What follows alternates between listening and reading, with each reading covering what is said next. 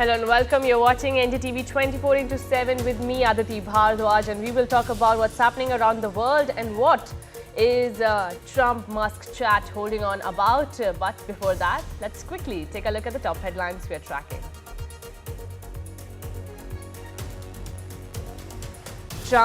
Billionaire Musk, I beg your pardon, holds a conversation with the US presidential nominee Donald Trump on social media platform X. Trump speaks about assassination bid and also of COVID handling.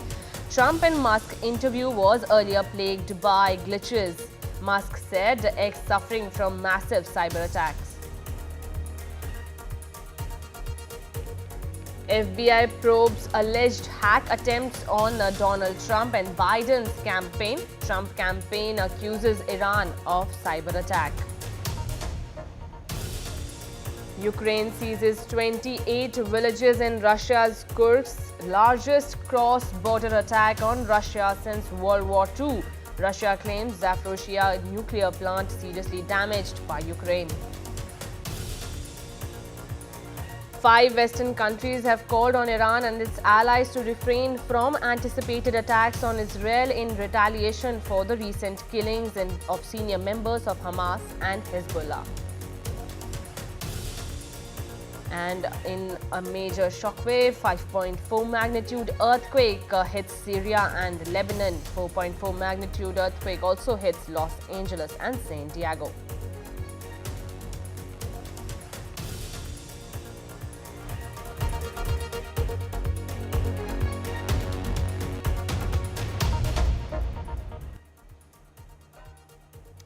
And viewers, Israel and Hamas are set to come to the negotiating table in the next 3 days to broker a ceasefire deal. And just ahead of that, now 5 Western countries have called on Iran and its allies to refrain from anticipated attacks on Israel in retaliation for the recent killings of senior members of Hamas and Hezbollah. The leaders of the United States, the United Kingdom, France, Germany and Italy have issued a joint statement expressing their support for ongoing efforts to de-escalate tensions in the Middle East and secure a ceasefire in the Israel-Hamas war. Now, the Western powers have also endorsed the latest push by the US, Qatar and Egypt to broker a truce agreement to end the 10-month-long war. We also have Mohammad Ghazali joining us for shortly, but before that, take a look at the report and then we will deep dive into it. But my colleague Mohammad Ghazali is now also live with me and we will talk more about it. But before that, let's take a look at the top report.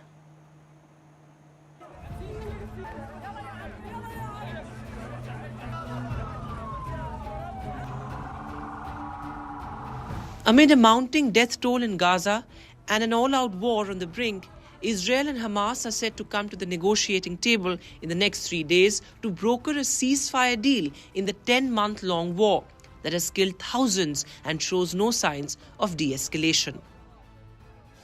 While international mediators like the US, Egypt and Qatar are working towards a peace proposal, an Israeli strike on a school-turned-shelter in Gaza City killed 93 Palestinians, sparking international outrage and highlighting Tel Aviv's continued aggressive tactics in Gaza. From Qatar, Jordan to the UK and US, global leaders expressed outrage and condemned the Israeli strike, one of the deadliest attacks the war has seen yet. The latest strike joins a long list of Israeli attacks on civilian infrastructure, from the infamous IDF strike on the Al Ahli Arab Hospital, among numerous others. Netanyahu said negotiators would attend the talks to finalize the details and implement the framework agreement. The Israeli leader warned that the talks would not halt the offensive in Gaza. Meanwhile, Hamas pushed back on engaging in new negotiations and rather urged mediators to implement the framework agreed upon last month based on US President Joe Biden's proposal. The two parties are to meet for negotiations on August the 15th in either Cairo or Doha to broker a ceasefire and hostage release deal. If the talks do take place later this week, it would mark the first time that Hamas will head into talks with Gaza leader Yahya Sinwar at the helm after Ismail Haniyeh, the group's leader and top negotiator, was killed in Iran earlier this month. Meanwhile, on the ground, protests continue in the West Bank and within Israel, calling for ceasefire. Meanwhile, at Israel's northern front, tensions continue between Israel and Hezbollah, with the IDF saying 30 projectiles were identified crossing from Lebanon into northern Israel. International diplomats are now rushing to put together a truce proposal that could help calm soaring tensions in the region following the assassination of Hamas chief Haniyeh in Tehran and a senior Hezbollah commander in Beirut. The clock is ticking, and now all eyes are on whether the two parties will come to the negotiating table on August the 15th to decide the course of a war that has devastated West Asia. With Disha Bagchi, Bureau Report for NDTV World. Now, my colleague Mohammad Ghazali is also now joining me for more details. Ghazali, what do the Western nations want to implement that will help in ceasefire in Gaza? See, the Western nations as well as Israel is actually hunting with the hounds and running with the hare. Because on one side they're talking about de-escalation, but they're also supporting Israel's war in Gaza against Hamas. And every time, the report also mentioned that every time it appeared that perhaps a ceasefire talk or negotiations are on the table, and both the parties with the help of mediators like Qatar, Egypt or even Turkey will agree for a ceasefire talk or will sit for a negotiation, Israel carries out a brutal attack with maximum casualty, and then the talks derail. Now, another big challenge right now is, though the Western countries are concerned about two things. One, Iran is also preparing for an attack or retaliatory attack on Israel, and they are concerned that perhaps if Iran attacks within the next few days, it will derail the ceasefire talks. And that is why they are expecting that before Iran launches its attack, the ceasefire talks should start.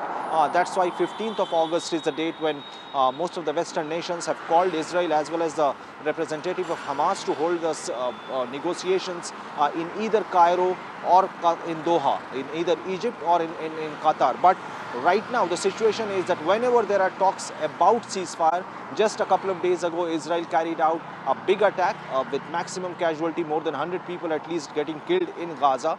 So these are the talks, that is when the talks derail. And also US particularly keeps saying that we are going to support Israel in its war against terrorism or its war against Hamas, and they're also moving their military assets in the Middle East. So at a time when it appears now that perhaps ceasefire is the demand of every stakeholder in this conflict, US and Israel continue to push for more security, to intensify the attack against Hamas, and that is why it doesn't look very likely whether these ceasefire talks will also lead to any kind of peace in the region, because now Ismail Haniyeh, the Hamas political bureau chief or the political chief, was killed earlier this month in Iran, and now Yahya Sinwar, who appears to be much more, you can say, not as moderate as was being projected like Ismail Haniyeh. Yahya Sinwar will also be, he is now the representative of Hamas, and he is also one of the main targets like which Israel has been hunting on since October 7. He is said to be, reported to be the main mastermind behind October 7 attack. So he is now going to represent Hamas for the negotiation talks. So you'll have to see that how, despite the pressure from the Western countries, whether Hamas or even Israel agrees for a ceasefire talk or not. August 15 is the day when everybody is waiting that ceasefire talks will happen. But it all depends that how Israel reacts to it, because the last time when we spoke about, or when the reports emerged that there will be ceasefire talks, Israel carried out an attack in Gaza. Similar attacks are also happening in West Bank. So situation is on the boil. US is moving its military assets in the Middle East, considering that Iran is also waiting to attack on Israel, a retaliatory attack over the assassination of Ismail Haniyeh. So situation is certainly on the boil. It's confusing as well. But all the mediators like Egypt, like Turkey and other Middle Eastern nations are also playing the role of mediator. We'll have to see whether all these mediation helps and de-escalate the situation in the Middle East. Rightly said so. Thank you so much, Mohammad Ghazali, for joining us this morning and detailing what the Western nations want. Now, I have with me a strategic affairs expert, Brahma Chalani, and Mr. Brahma Chalani knows, he's an eclectic person who knows a lot of things about the foreign affairs. Mr. Brahma Chalani, thank you so much for speaking to NDTV. First, detail to us what are the complexities around the ceasefire deal, and how will the Western nations ensure that all the parties who are part of this ceasefire deal will comply to what the Western nations want? The efforts to reach a ceasefire have been going on for months now. The issue is that the Western powers have failed to persuade Israeli Prime Minister Bibi to accept a ceasefire. In fact, just yesterday, Bibi slammed his own defense minister for questioning his government's goal to achieve, quote-unquote, total victory in Gaza.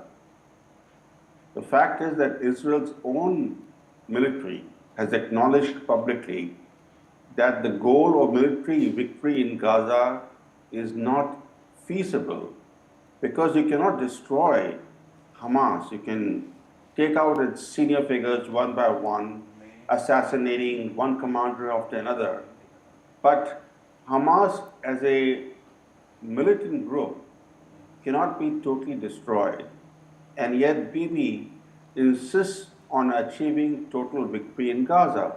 The problem is that in his pursuit of total victory, Gaza is being increasingly devastated, and this is provoking international concern and even anger because the scale of the humanitarian crisis is shocking the global conscience.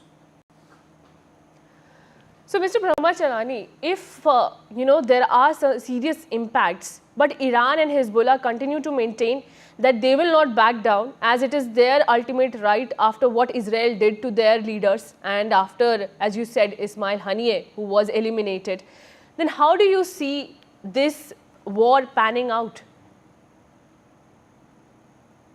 Israel today is in a very difficult situation. It has no military solution in Gaza. It has no military solution against Hezbollah, which is a far more powerful militia than Hamas. Nor does Israel have a military solution against Iran. And yet, Israel has been locked in a shadow war with Iran for decades. Iran and its proxies have been engaged in this shadow war with Israel.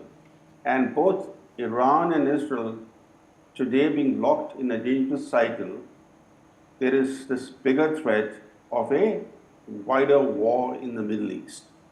The threat of a direct military confrontation between Israel and Iran looms ever larger as Israel braces up for likely Iranian and Hezbollah reprisal attacks against Israel.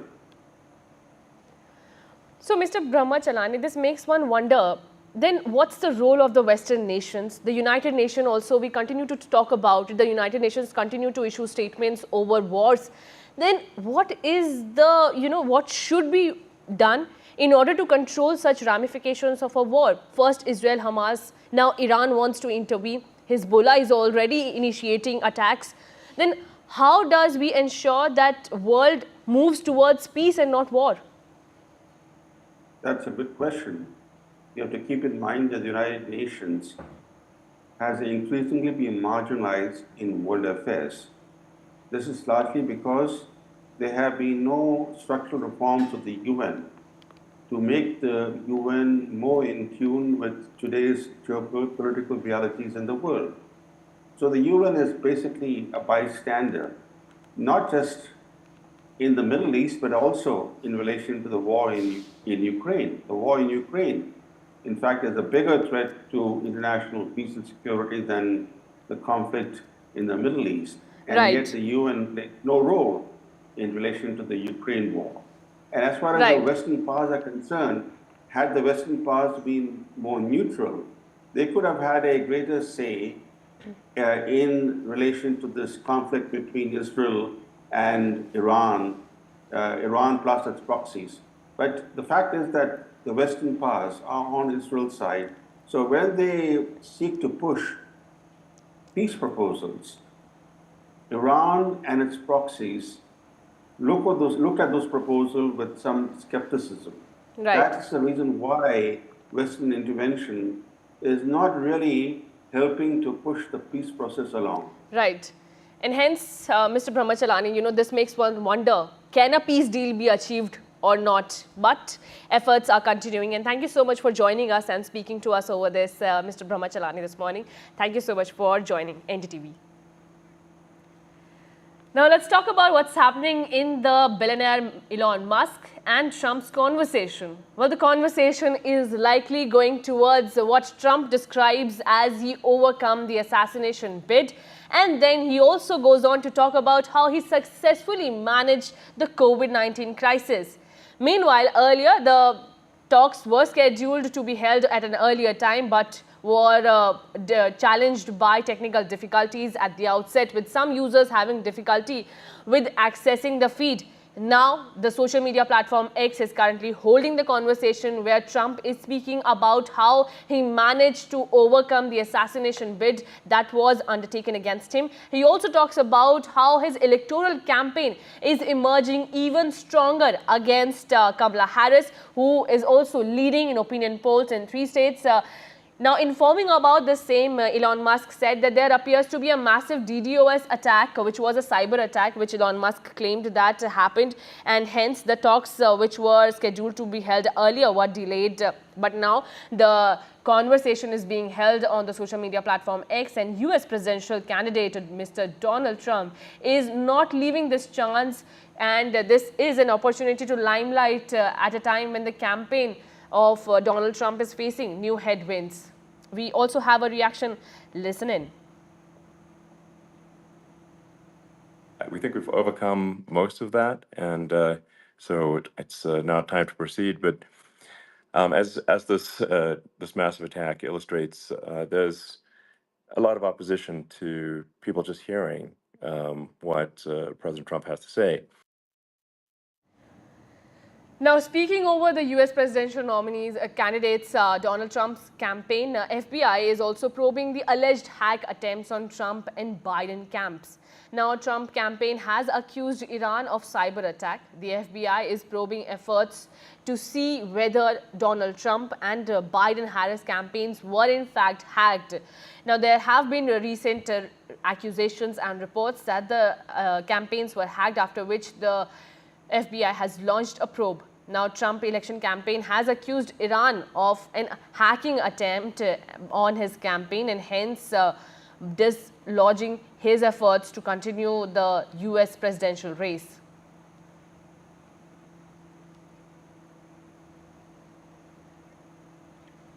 Now, shifting our focus to what's happening in the Russia-Ukraine war, Ukraine's top military commander says his forces are now in control of nearly 400 square miles in the Kursk border region. Ukrainian President Zelensky praised his troops for their steadfastness and decisive action in Kursk, where the Ukrainian army has reportedly seized dozens of Russian villages in the surprise cross-border incursion. However, the Russian President Vladimir Putin has vowed to kick the enemy out. Listen in.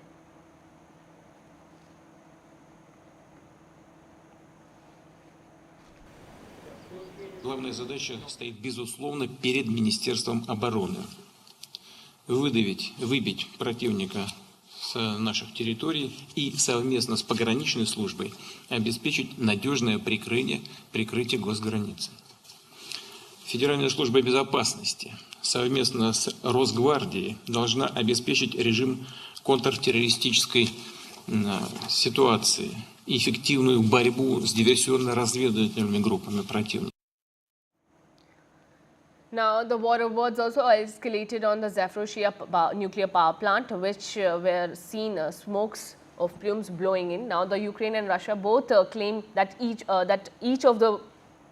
both of the countries were involved in the attack. However, there is a statement coming in from Russian President Vladimir Putin. Take a look. Радирня расположена на дамбе, которая разделяет пруд-охладитель с Каховским водохранилищем.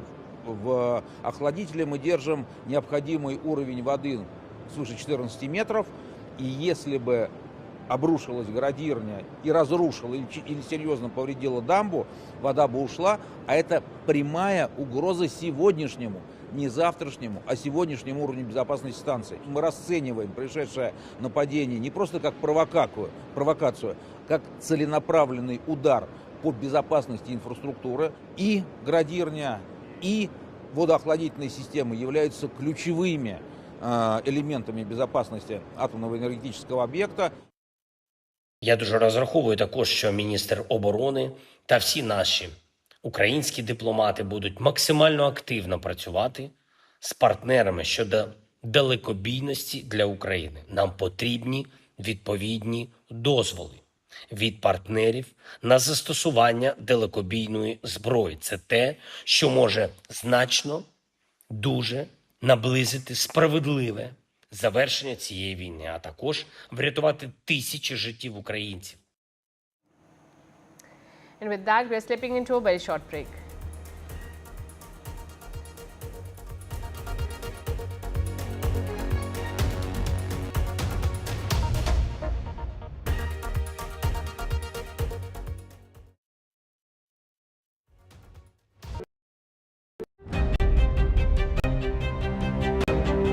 Hello and welcome to India Sense,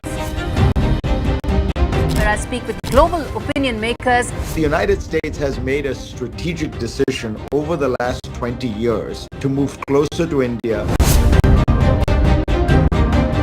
A $7 trillion economy seems a perfectly conceivable number. If you want to be a national party, is that you sort of accept the way the world is rather than want to endlessly hark back to how it was.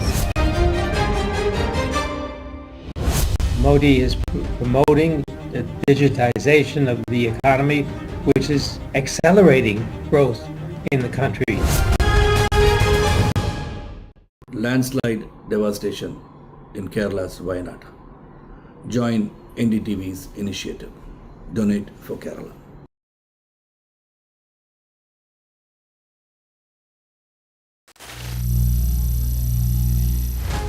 Some people say the metaverse will only be virtual. One day this lecture hall will be made of code, and driverless cars would be trapped in intersections. But even in this maze of the future, you can't wish away health. It's time to become more resilient.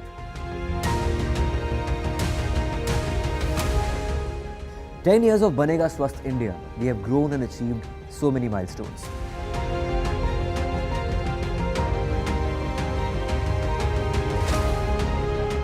And now I have a plan to beat the urgency, to stop breathing with difficulty, to relieve getting choked with inactivity.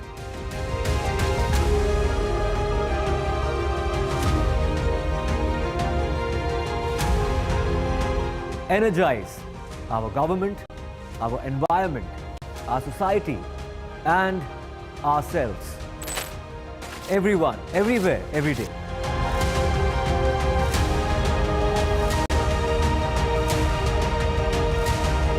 Banega Swasth India. One world hygiene. Hi, I'm Shreya Saran. Kerala's Wayanad area is hit by devastating landslides, resulting in loss of lives and livelihood. Kerala needs your help right now. Let's join NDTV initiative. Come, donate. Let's rebuild Wayanad.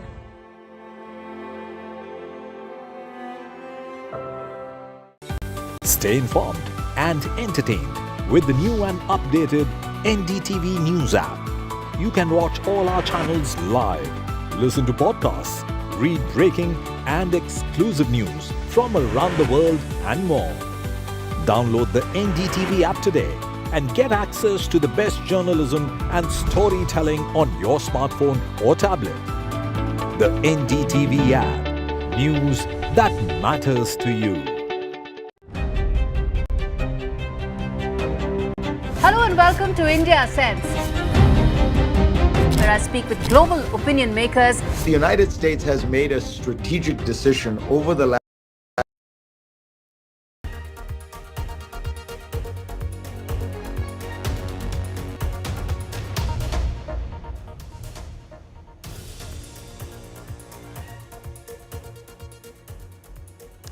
Now, Foreign Affairs Advisor has said that Sheikh Hasina's extended stay in Delhi will not negatively impact the bilateral relations between Bangladesh and India.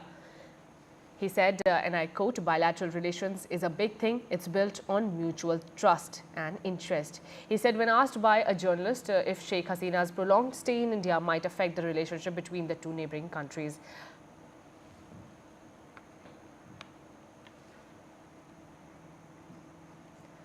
Now, Bangladesh's interim leader, Muhammad Yunus, will meet Hindu students today over attacks on minorities. Yunus said that it is of grave concern and it needs to be resolved after several reports came out that the minorities in Bangladesh were being attacked.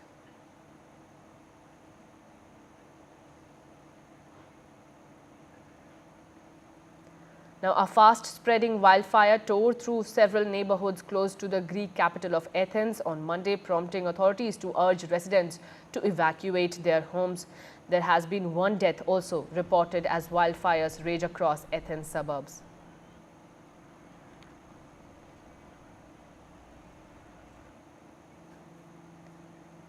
And Disney bestows the legend status on 14 artists. Miley Cyrus, Harrison Ford honored as Disney legends. Honorees created significant impact on Disney's legacy.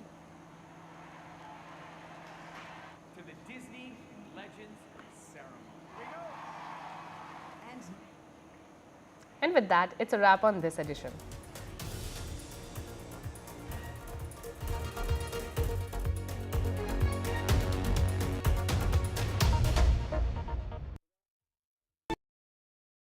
Landslide devastation in Kerala's Wayanad. Join NDTV's initiative. Donate for Kerala.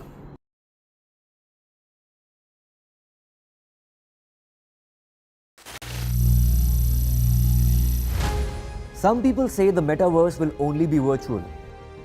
One day this lecture hall will be made of code, and driverless cars would be trapped in intersections. But even in this maze of the future, you can't wish away health. It's time to become more resilient.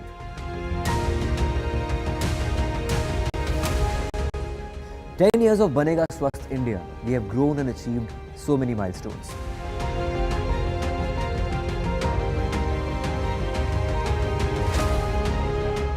And now I have a plan to beat the urgency, to stop breathing with difficulty, to relieve getting choked with inactivity.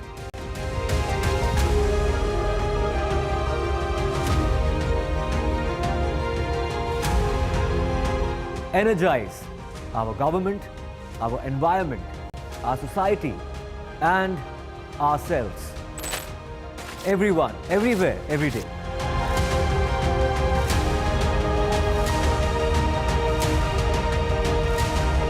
Banega Swasth India. One world hygiene. Hi, I'm Shreya Saran.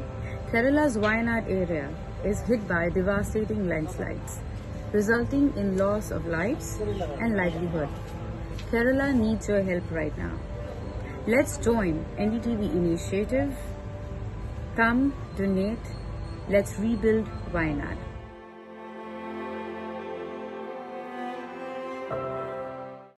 Stay informed and entertained with the new and updated NDTV News app.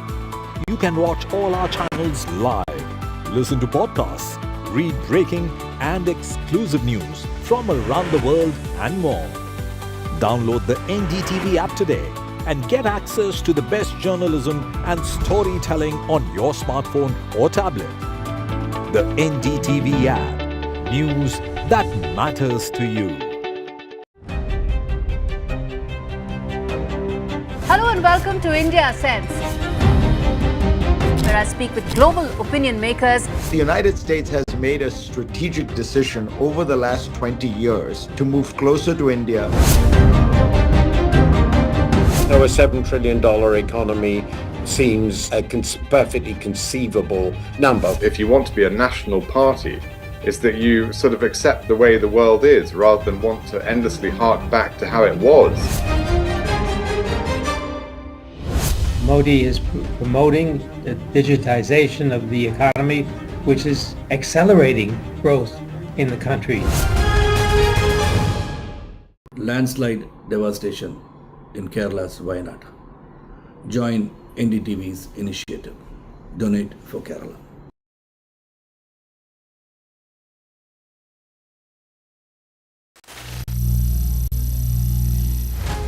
Some people say the metaverse will only be virtual. One day this lecture hall will be made of code, and driverless cars would be trapped in intersections. But even in this maze of the future, you can't wish away health. It's time to become more resilient.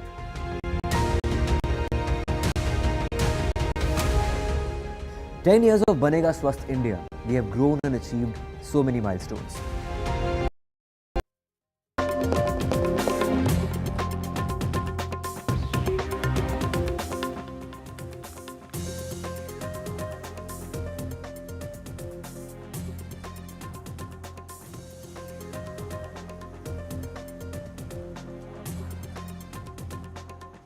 A very good morning. You're watching NDTV 24/7. I'm Divya Vata. We have a whole lot lined up for you, including protests that continue against the rape and murder of a doctor in Kolkata. We'll get you all the details. But first, the headlines. Autopsy report has now been submitted to the family members, in which the doctor was assaulted, raped and smothered. The report suggests that she was bleeding from both her eyes, mouth, injuries to various parts of her body, including her private parts, her belly, her leg, her neck, hand, as well as lips. It seems that she was first strangulated and then smothered to death. Centre withdraws a draft of Broadcasting Services Regulation Bill. The Information and Broadcasting Ministry says that they've withdrew after feedback from associations, and it is the INB Ministry that holds consultations with stakeholders on that bill. Former Attorney General on the Hindenburg case, Mukul Rohatgi, dismisses all allegations, says Hindenburg has no credibility at all, adding that the report can't be taken seriously.